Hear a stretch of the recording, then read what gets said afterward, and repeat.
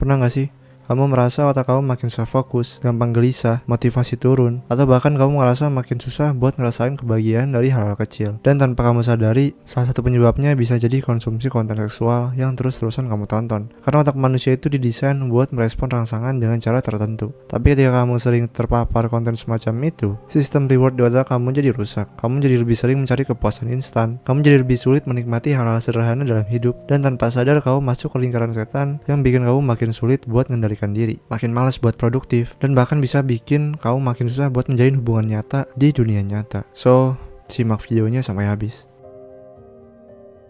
Jadi gini, setiap kali kamu nonton konten seksual, otak kamu melepaskan dopamin dalam jumlah besar. Dan dopamin ini adalah zat kimia yang bikin kamu ngerasa senang atau puas. Tapi masalahnya, kalau kamu terus-terusan nge-trigger dopamin dengan cara instan seperti ini, otak kamu jadi kebal dan mulai butuh rangsangan yang lebih kuat buat merangsang efek yang sama. Ini yang bikin banyak orang jadi kecanduan dan akhirnya merasa hampa kalau nggak nonton. Karena otak mereka udah terbiasa dapat kepuasan secara instan. Dan efeknya, kesenangan dari hal-hal kecil kayak ngobrol sama temen, baca buku, atau bahkan ngejar mimpi jadi terasa hambar, dan lama-kelamaan kamu kehilangan motivasi buat hal-hal yang sebenarnya lebih penting.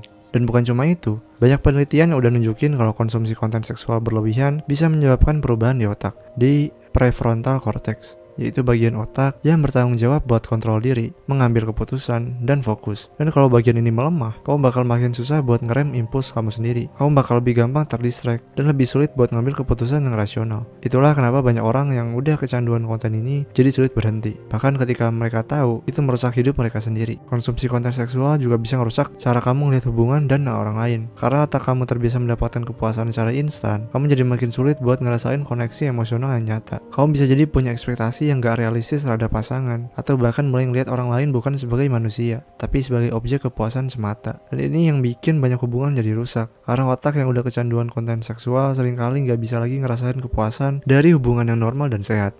Dan kalau kamu pikir efeknya cuma sampai di situ, salah besar. Karena banyak orang yang udah kecanduan konten ini mulai mengalami kecemasan sosial, rasa bersalah, atau bahkan depresi. Mereka jadi kehilangan rasa percaya diri, mereka jadi ngerasa kosong, mereka mulai menarik diri dari dunia nyata, dan semakin lama mereka terjebak di dalamnya, semakin sulit juga buat keluar, karena otak mereka udah kebiasaan dengan pola kecanduan yang terus-menerus bikin mereka merasa gak puas dengan hidup mereka sendiri. Jadi, kalau kamu ngerasa hidup kamu makin gak produktif, makin sulit fokus, makin kehilangan motivasi, dan makin sulit ngerasain kebahagiaan dari hal-hal kecil, coba perhatiin pola konsumsi kamu terhadap konten seksual. Karena mungkin tanpa kamu sadari, itu adalah akar dari banyak masalah yang kamu hadapi. Dan kalau kamu pengen benerin hidup kamu, mulai sekarang coba kurangin, coba ganti dengan hal yang lebih sehat, dan kamu bisa lihat sendiri gimana hidup kamu bakal berubah ke arah yang lebih baik. Oke, mungkin sekian dulu untuk pembahasan kita kali ini. Semoga video kali ini bisa bermanfaat dan sampai jumpa di video selanjutnya.